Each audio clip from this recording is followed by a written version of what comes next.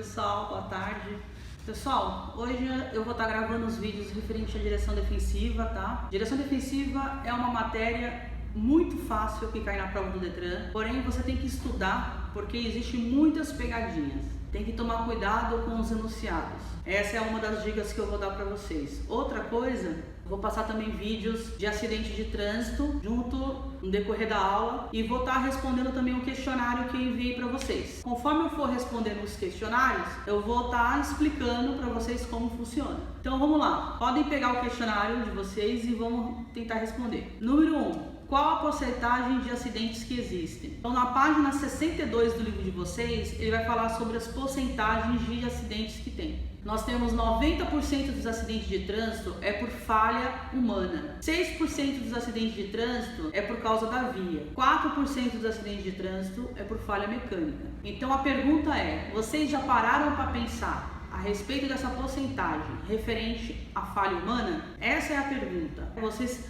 pararam para pensar sobre o quão isso é difícil para o Brasil diminuir essa estatística, né? Essa porcentagem, que a maioria dos acidentes é por falha de quem? Humana. Nossa, nós temos 100% de responsabilidade a partir do momento que a gente está dirigindo o carro. Esses 90% de falha humana é algo muito sério e é uma estatística que não consegue abaixar. Isso cai na prova do Detran como pergunta. Vocês já sabem. 90% das falhas de acidente de trânsito é por falha humana. Número 2. Qual o conceito de direção defensiva? Qual é o conceito de direção defensiva? Para vocês, o que seria direção defensiva? Direção defensiva tem vários adjetivos. Direção defensiva é aquele condutor que sempre vai pensar na sua vida, na vida do próximo, vai pensar no que acontece ao seu redor, vai estar atento, vai se preocupar com as situações, vai se planejar antes de sair de casa. Esse é um condutor que usa de direção defensiva. Outra pergunta número 3. Quais as causas de acidente? Especifique cada uma delas. Então, na página 63, lá embaixo do livro de vocês, ele vai falar de 3 características de um condutor infrator.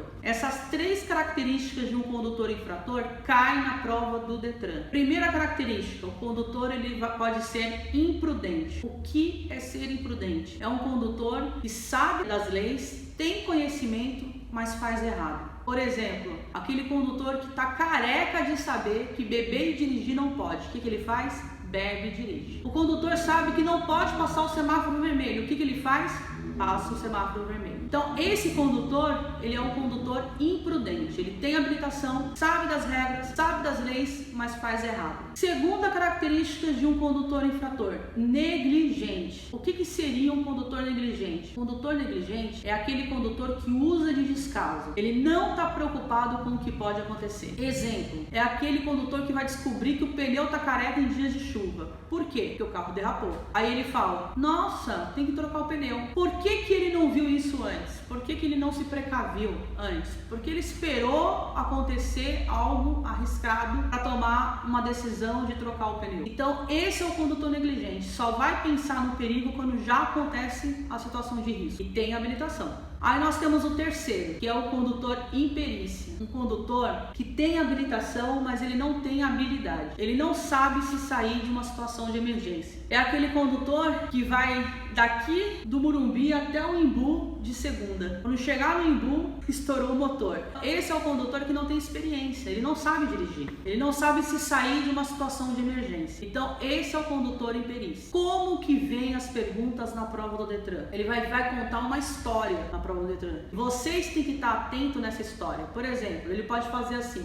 um exemplo, tá? O condutor que tem habilitação pegou o carro e passou o semáforo vermelho. Que tipo de condutor ele é? Imprudente. O condutor que tem habilitação pegou o carro, passou o semáforo vermelho, pisou no freio, o carro derrapou porque o pneu estava careca. Que tipo de condutor ele é? Os dois. Imprudente porque passou o semáforo vermelho e negligente porque o pneu estava o quê? Careca. Outro exemplo, o condutor que tem habilitação pegou o carro, passou o semáforo vermelho, pisou no freio, o carro derrapou porque o pneu estava careca, ele não soube sair de um acidente, ele se envolveu num acidente de trânsito. Que tipo de condutor ele é? Os 3.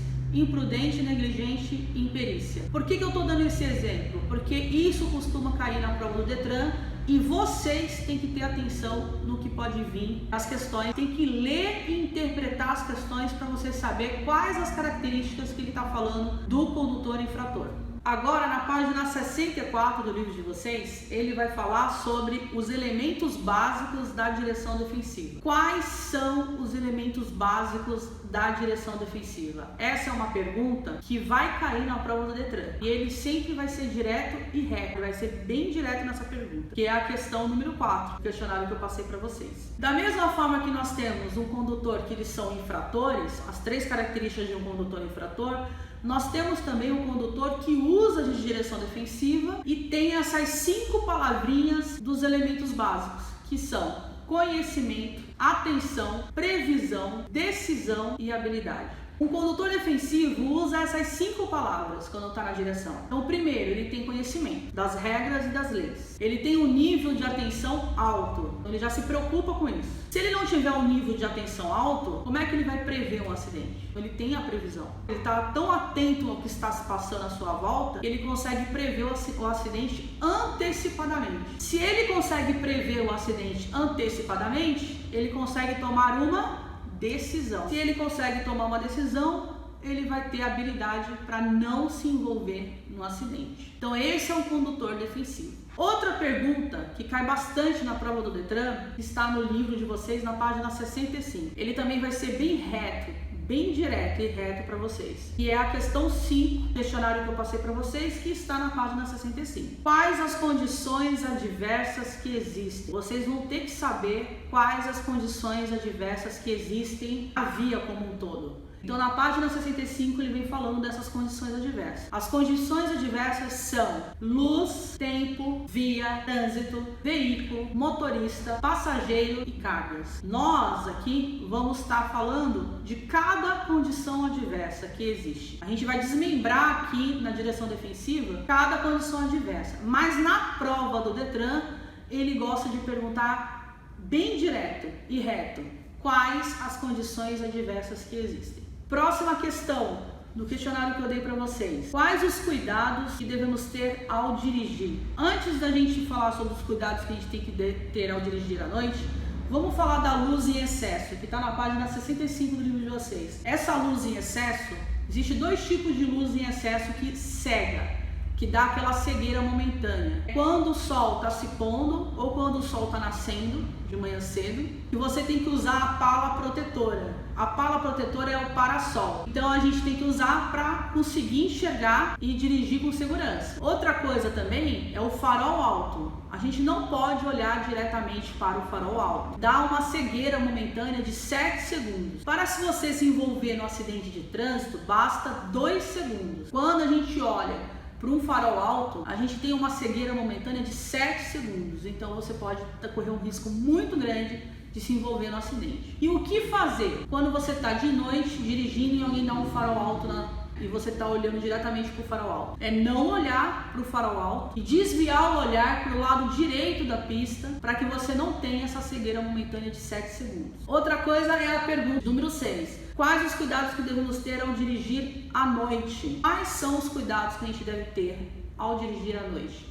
Primeiro, diminuir a velocidade. Segundo, manter a distância. Ter atenção. Usar o farol baixo para que você não possa estar se envolvendo em acidente de trânsito. Por que a gente tem que ter esses cuidados à noite? Porque a nossa visibilidade à noite diminui. Quais os cuidados que devemos ter ao dirigir com chuva, neblina e cerração? Então vamos lá. Chuva, neblina e cerração. Primeira coisa que vocês devem colocar na cabeça de vocês. Tudo que for em excesso, tá chovendo demais, a neblina tá muito forte, a cerração tá muito forte, não siga a viagem. Esse é o recomendado. Que você pare em local seguro. Onde é considerado local seguro para o Código de Trânsito Brasileiro? É posto de gasolina, não é acostamento. Acostamento, ele é utilizado em situações extremas de emergência, quando o carro quebra e você tem que fazer o uso do pisca-alerta e sinalizar com um triângulo. Acostamento não é local seguro para você parar o carro. É extrema necessidade, não tem outro jeito, eu vou para acostamento. O que é recomendado quando a gente vai para acostamento? Que a gente saia do carro. Não fique perto do carro. Outra coisa, local seguro para o Código de Trânsito Brasileiro é postos de gasolina. Nada de acostamento. Quais os cuidados que a gente tem que ter com chuva, neblina e cerração? Primeiro, a gente tem que fazer uso do farol baixo ou as luzes de posição, nível número 1 do farol baixo. A gente tem que diminuir a velocidade, redobrar a tensão, não fazer ultrapassagem em dias de chuva. E o pneu tem que estar em bom estado de conservação para evitar qualquer tipo de situação de risco ou acidente. O que é efeito aquaplanagem? Nesse momento eu vou passar um vídeo explicando para vocês sobre o efeito da aquaplanagem e vou mostrar também um vídeo sobre um acidente que teve na Imigrantes envolvendo 300 carros. Aí vocês vão ver as dificuldades que tem ao dirigir com neblina e vai ver como funciona a questão da aquaplanagem ou hidroplanagem. Lembrando que aquaplanagem e hidroplanagem é a mesma coisa, tá? É quando um pneu não tem o contato direto com o solo, ele tem um contato primeiro com uma camada fina de água. E esse vídeo vai mostrar claramente, explicando para vocês como funciona. A viagem da Baixada Santista para São Paulo terminou hoje num grave acidente que parou completamente a rodovia dos Imigrantes, nos dois sentidos. Uma equipe da TV Tribuna de Santos, formada pelos repórteres Solange Freitas e Fábio Pires, foi a primeira a chegar. A equipe gravou as imagens que você vai ver agora. No meio da neblina, os sinais de um dos maiores engavetamentos da história da rodovia dos Imigrantes. Faltavam 10 minutos para 1 da tarde, quando dezenas de carros, caminhões, motos e ônibus bateram, um atrás do outro. Foi em São Bernardo do Campo, no quilômetro 41 da Imigrantes, sentido São Paulo. O tenente Palumbo, do Corpo de Bombeiros, contou 68 veículos danificados em 2 quilômetros de pista. O major Newton Michelazzo, da Polícia Militar, disse que foram 300 os veículos envolvidos. Esta edição especial do SPTV traz todas as informações apuradas até agora sobre o engavetamento que deixou um morto e pelo menos 29 feridos. Desde cedo, como você viu nas primeiras imagens, a forte neblina comprometia e muito a visibilidade dos motoristas. Veja só como está agora a situação nas imagens ao vivo de Adriano Marques. Não dá para ver nada. É muito arriscado dirigir nessas condições. Os repórteres Patrícia Taufer e Ricardo Rossini só conseguiram chegar ao local do engavetamento 2 horas depois do acidente. Nós chegamos ao local exato do acidente. Esse é o quilômetro 41 da rodovia dos Imigrantes. Do outro lado, a gente consegue ver vários caminhões envolvidos no acidente, marcas de fogo, carros também no gramado. Pessoal de socorro caminhando por aqui, muitos bombeiros. Esse senhor de azul é motorista de um dos caminhões. Eu ouvi que tinha acidente, eu ouvi barulho para frente. Eu parei na última faixa, essa carreta parou na do meio, essa tanque. Essa outra veio, bateu nesse e jogou esse em cima do meu. Em sequência vieram batendo veículos atrás do meu, tem 7 carretas batidas atrás do meu. Foi muito assustador, porque a gente via fogo, não sabia o que era, não conseguia socorrer ninguém, mas ficou um tempão mesmo pegando fogo e aquele desespero da gente, e explosão muita. Ainda não se sabe a causa desse grande acidente. Segundo os policiais, o que deve ter ocorrido é um efeito cascata. Um acidente lá na frente, os outros veículos continuaram rodando e não conseguiram parar. Aqui a cena é impressionante. Esse carro está prensado, completamente prensado, entre esses 2 caminhões. Segundo as pessoas que estavam aqui, que sobreviveram a esse acidente, disseram que pai e filho estavam aqui dentro, conseguiram sair antes da batida e não se feriram.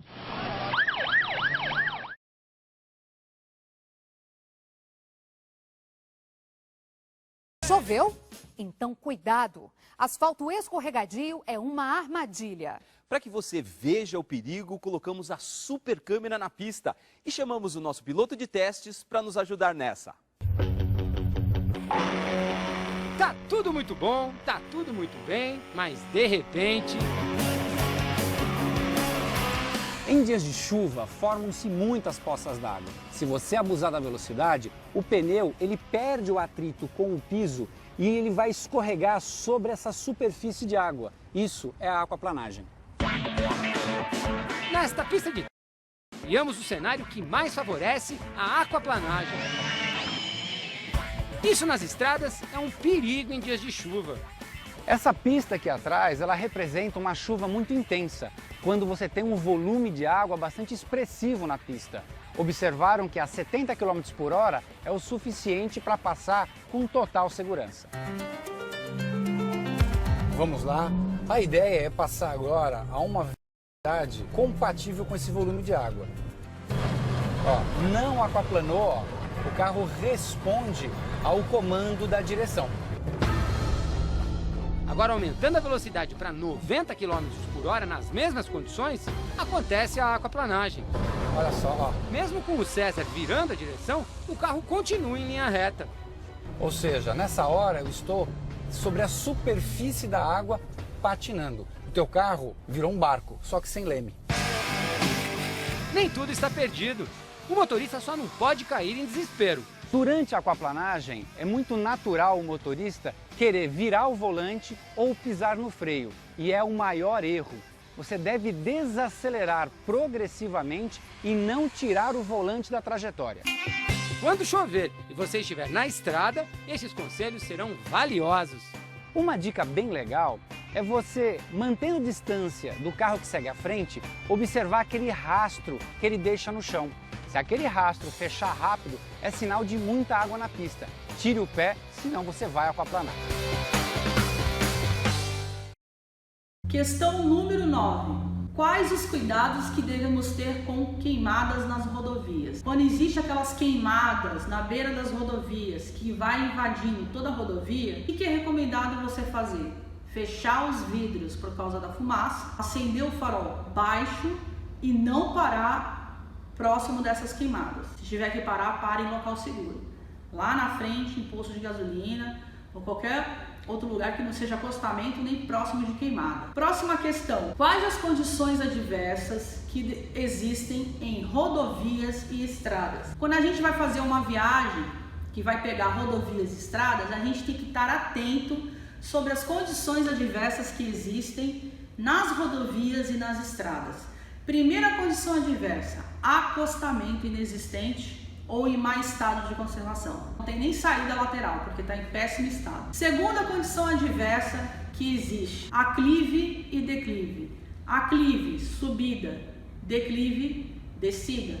Por que aclive e declive é uma condição adversa? Porque quando a gente vai fazer uma ultrapassagem, é nesses locais que corre o risco de uma colisão frontal. E a pior colisão que existe é a colisão frontal. A largura da pista em tamanho menor ou ideal. A gente pode dar o exemplo da BR-101. A BR-101 é uma das rodovias mais antigas do Brasil. Nessa rodovia a gente encontra todas as condições adversas que existem, que a gente está falando aqui, em alguns pontos da rodovia BR-101. A largura da pista é uma delas. Elas geralmente são estreitas, não tem saída lateral. Por isso que ela é perigosa e ela é de sentido duplo de direção. O que é sentido duplo de direção? Ela é dividida por uma linha na cor amarela. Por isso que ela se torna muito perigosa. Desvios nas vias em obras. Toda vez que a gente encontra uma rodovia ou uma estrada em obras, vai ter as sinalizações de obra na pista. Mas a gente tem que tomar os devidos cuidados. Diminuir a velocidade, porque aquelas pessoas que estão ali fazendo a obra, trabalhando, corre risco de vida. Tipo de pavimento. As rodovias, elas são quilômetros e quilômetros de asfalto.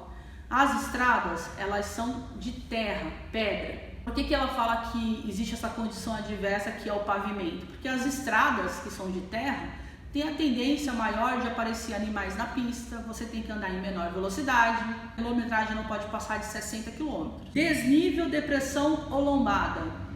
Eu vou mostrar aí para vocês essas 3 plaquinhas para vocês entenderem o que é desnível, depressão e lombada. Também é uma condição adversa nas rodovias. Por quê? Porque as placas de advertência têm que vir sinalizando antes do obstáculo e às vezes isso não ocorre nas rodovias. Sinalização de trânsito ausente ou deficiente, vias mal conservadas com irregularidades e buracos. Aí a gente vê direto, tanto em rodovias e estradas como dentro da cidade.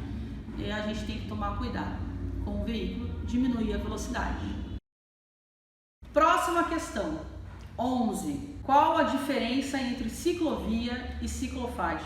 Está na página 69 do livro de vocês. Ciclovia, ela é 24 horas, de domingo a domingo, pintado na cor vermelha. Ela fica geralmente separada dos carros ou na parte central da via e separada do trânsito. Essa é a ciclovia. Ciclofaixa são aquelas que você coloca, é utilizado em finais de semana, domingo e feriados. onde você pega a faixa da esquerda e coloca os cones para aumentar a área de lazer dentro da cidade onde você mora. Então, o que acontece? A ciclofaixa existe horário, que é das 7 da manhã às 4 da tarde, às 16 horas. E a ciclovia, ela é 24 horas só para bicicleta. Cruzamentos, que é a próxima questão. Qual o cruzamento mais perigoso e explique por quê?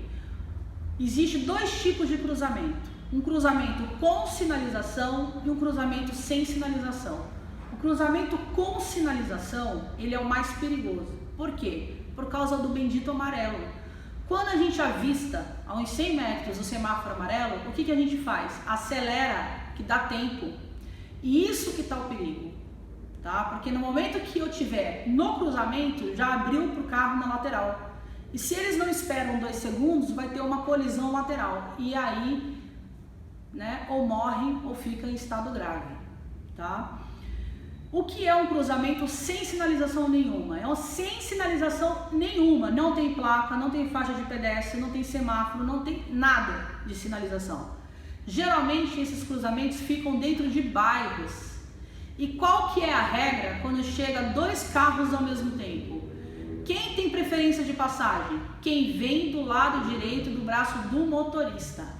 É ele que vai ter preferência de passagem. Quando começa a aumentar o fluxo de carro, começa a ter o quê? Colisão. Porque as pessoas não respeitam essa regra. E aí é obrigatório colocar uma sinalização no local. Outra questão, em um cruzamento sem sinalização, quem tem preferência de passagem é quem vem do lado direito do braço do motorista, que eu já respondi para vocês. A número 14, quais as condições adversas do trânsito? O próprio trânsito é uma condição adversa, o congestionamento é uma condição adversa. E o que fazer quando você está nessa situação? Não tem o que fazer. Não buzina, evita buzinar, tenha paciência, escolha pelo menos 3 caminhos alternativos para que você não se estresse no trânsito. É isso que é recomendável. A próxima questão, ele fala quais as condições adversas do veículo. Existe na página 71 do livro de vocês, ele fala de 3 itens que a gente tem que verificar no carro antes de fazer uma viagem longa. Essa viagem, mais ou menos, quando eu faço uma viagem de 3 horas ou mais de 3 horas de duração, eu tenho que verificar esses 3 itens no carro, que é a suspensão, a direção e os pneus, que tem que estar em bom estado de conservação. Então eu tenho que fazer a revisão do meu carro nesses 3 itens, tá? Para evitar que eu fique parado no meio de uma rodovia, num lugar isolado, onde não tem nada. Então a gente tem que manter o nosso carro em bom estado com antecedência, tá? Sempre mandar fazer a revisão. Quais as condições adversas físicas e mental do motorista, né? Então vamos falar, página 72, condições adversas físicas. Aí nós temos a fadiga, o cansaço. Quando a gente está cansado, como o meu colega aqui que está gravando, quando a gente está cansado, a gente não pode dirigir, porque o sono chega, que é uma condição adversa também, o sono. Dirigir alcoolizado, nem pensar, não pode, tá? Pressa, eu vou fazer uma viagem, preciso chegar a tal hora em tal cidade, aí eu preciso correr, não pode. Isso daí corre risco de ter problemas aí no meio do caminho. Fome, fome, tem gente que é insuportável com fome. E tem gente que não para comer, então pode dar o efeito contrário, pode ter tontura, vertigem, e você está na direção. Então, essas 2 coisas é uma condição adversa. Drogas, né? Gente, drogas, não adianta me falar que não faz, que não influencia para dirigir, porque influencia sim para dirigir, tá? Isso aí não tem nem como questionar.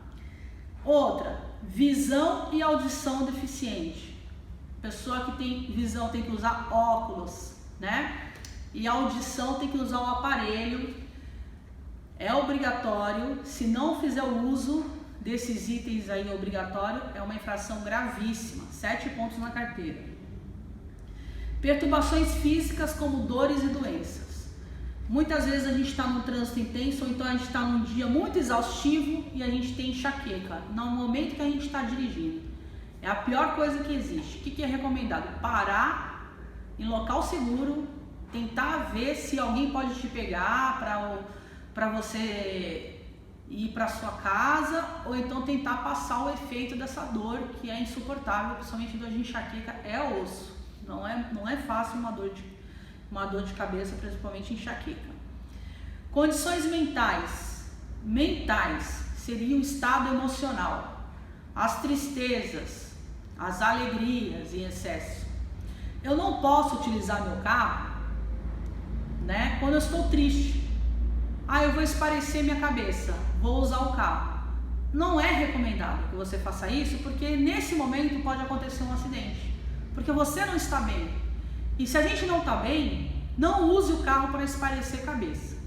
Vai andando, vai dar uma volta, vai tomar um banho frio, ou um banho morno, ou então dá um tempo para si mesmo, mas não pega carro. Alegria em excesso, geralmente quando existe alegria em excesso, o álcool está envolvido. E é aí que corre o perigo, tá? Preocupações, medo e insegurança não combinam com o trânsito, tá? Você não pode ser uma pessoa indecisa. Eu vou ou não vou? Eu entro ou não entro? Não pode, você tem que ser uma pessoa decisiva, tá? Senão corre risco também de sofrer um acidente, tá bom? Gente, a mesma infração de bebida é de drogas também, tá? É a mesma coisa. A única diferença é que a bebida ela é identificada pelo teste do bafômetro, as drogas é pelo exame de sangue. A bebida, quando passa um determinado tempo, dependendo do organismo da pessoa, o efeito do álcool pode passar. As drogas não, tá? As drogas ficam no nosso organismo até 6 meses. Então, pode ser penalizado por isso, se for encontrado algum tipo de droga no seu organismo, se você for pego, tá? Quais são, aí vem uma pergunta aqui embaixo, quais os sinais de embriaguez e quais as dicas de segurança? A pessoa que está embriagada, ela nunca vai reconhecer que está embriagada, esse é um dos primeiros sinais, tá? Pessoa que está embriagada é a pessoa mais corajosa do mundo, aí que ela dirige bem, ela sempre fala isso. Outra coisa, é a pessoa mais feliz do mundo também. Dá carona para todo mundo. Não pegue carona com uma pessoa que bebe, tá? Você está correndo risco de vida. A pessoa nem se fala, tá bom? Não se pega carona com alguém que bebe. Não cometa esse erro. Quais são os sinais de embriaguez? Fora o que eu acabei de falar. Pupila dilatada, fala embolada, alterações de humor. Uma hora tá rindo, uma hora tá chorando, uma hora tá bravo, outra hora tá zoando. Tem essas alterações de humor, falta de coordenação motora, tá? Isso tudo são sinais de embriaguez. Quais as dicas de segurança? Não adianta tomar café, não adianta tomar 2 litros de Coca-Cola, não adianta tomar 2 litros de água. Se você bebeu, não vai passar o efeito, a não ser que seu organismo expile esse efeito do álcool. E aí depende de pessoa para pessoa. Você não sabe, nem eu posso chegar aqui e falar quanto tempo leva para uma pessoa, um ser humano que bebeu. Quanto tempo leva esse ser humano sair o efeito do álcool. Não adianta tomar café, não adianta tomar banho frio. Você pode até melhorar um pouco o seu mal-estar, mas o álcool vai estar ali, tá? Então, o certo é esperar o efeito passar e não dirigir, tá? Esse que é o certo. Qual é a infração de beber e dirigir se você for pego pela polícia? É uma infração gravíssima, multiplicada por 10, o valor chega a quase R$3.000, é 2.000 e alguma coisa, tá no livrinho de vocês. Você pode ter a sua carta suspensa por 1 ano, vai ter que fazer o curso de reciclagem. Agora, se tiver agravantes, aí vocês perguntam, professor, o que é agravantes? É quando existe um atropelamento ou morte. Aí a sua carta pode ser cassada e aí você traz o Código Penal contra você. Porque aí você vai ter que ser levado para a delegacia e vai ter que responder pelo Código Penal. Ih, tranquilo nada. Eu tô frito. Se soprar o bafômetro... Não vou soprar você. Eu vou fazer pra dentro. Aqui que eu vou soprar bafômetro. Seu Antônio foi detido pela guarda municipal. Ele estava neste carro que foi visto fazendo zigue-zague na avenida. O senhor estava dirigindo fazendo zigue-zague com o carro? Não. O guarda municipal está falando que viu o senhor fazendo zigue-zague. Eu fiz zigue-zague com o carro? O senhor vai falar isso aí lá na delegacia, lá o senhor vai poder dar a versão do senhor? Não, parei ali, ó. Fui acionado ali. Vou descer. Está visivelmente embriagado, senhor? O que eu vou fazer? Está visivelmente embriagado, está errado. Ele estava fazendo zigue-zague. Ele entrou ali já fazendo zigue-zague ali, entendeu? E aí eu fui acionado pelo cidadão ali, ó. Eu estava fazendo abastecimento da viatura no momento. Agora o senhor bebeu? Ontem. Ontem? Por volta de 10 horas. O que o senhor bebeu? Eu tomei conhaque. Agora tá mentindo. Um policial mentiroso. Mas ele tem testemunha, ele disse que o moço parou ele. Qual o testemunho que tem? Tem testemunha, não tem? Arruma testemunha. Agora, o senhor... Arruma testemunha, rapaz. Policial mentiroso. Você tá na comparação errada, Valdeci. Mentiroso. O senhor está um pouquinho alterado. Agora o senhor está com um pouquinho de cheiro de álcool ainda. Estou. É de ontem? Sim. Hoje o senhor não bebeu? Não. O senhor está bem? Sou. O senhor faz o bafômetro? Faço. Vai fazer o bafômetro? Eu vou dançar, né? Eu sou alcoólatra, consciente, sabendo o que eu estou fazendo. Mas quando bebe, aí não pode dirigir, né? Não. Mas vou andar a pé? De ônibus. Como é que eu vou dar aula? Não dirijo bêbado, nunca. Eu apenas... Ontem que eu bebi. E tem um colega junto com o senhor aqui, né? O senhor deu carona, foi pra ele? Aqui. Foi ele. Justamente ele foi trazer a parente dele aqui, ó.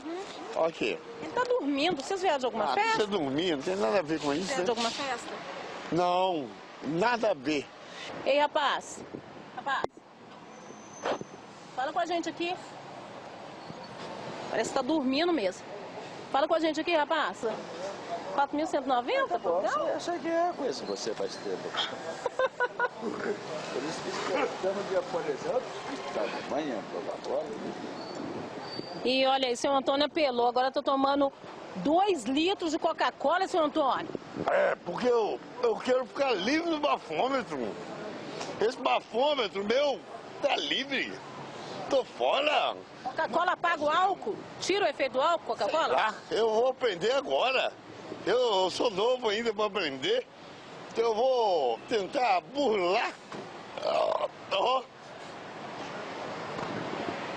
E enquanto o seu Antônio aguarda o bafômetro, o amigo dele toma uma cervejinha ali na calçada. A gente pode burlar a lei. Pode. Pode? Pode. Podem. Aqui, infelizmente...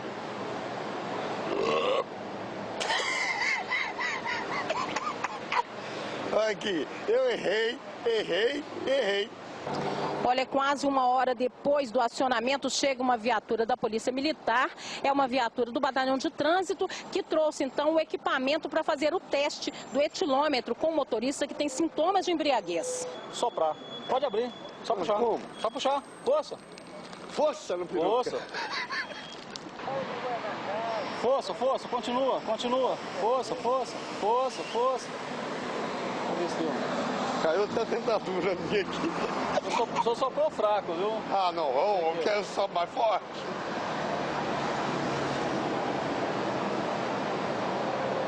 Zero 79 miligramas. Mesmo soprando fraco. Ele sofreu o suficiente. E o que significa isso, sargento Jaelce? É crime previsto no Código de Trânsito. O que a nova legislação prevê é a prisão dele, condução até a presença da autoridade de trânsito, né? Apreensão do veículo, recolhimento da carteira dele, recolhimento do CRLV e lavrar também o auto de infração de trânsito. Em 1.320, quando eu sozinho me paga, né? 2 pensões alimentícias, num salário, aí Eu deixo o carro lá estacionado lá, um dia se eu puder tirar, quem sabe. Valeu, obrigado.